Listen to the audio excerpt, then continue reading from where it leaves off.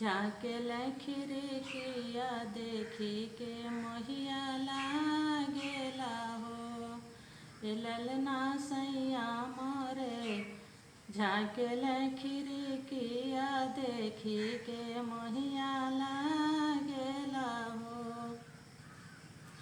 मचिया बैठली रे सासु सरबे गुण आगरी हो।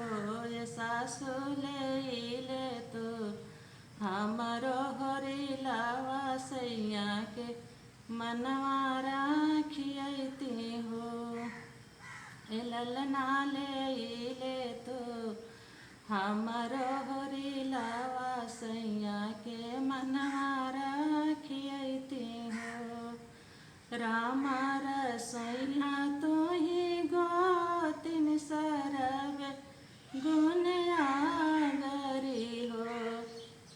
हे गोतिन ले तो हमारो हरिलावा सैया के मनवा राखियती हो।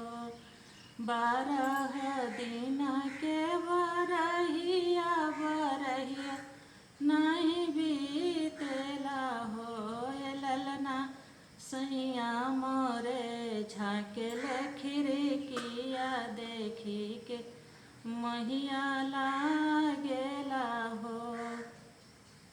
सुपुले खेलती तुही ननद सरबे गुण आगरी हो।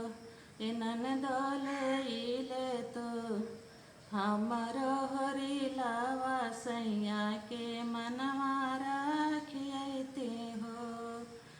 लेबी ए भाभी लेबी अपनी भतीजावा के तो हरिलावा के हो।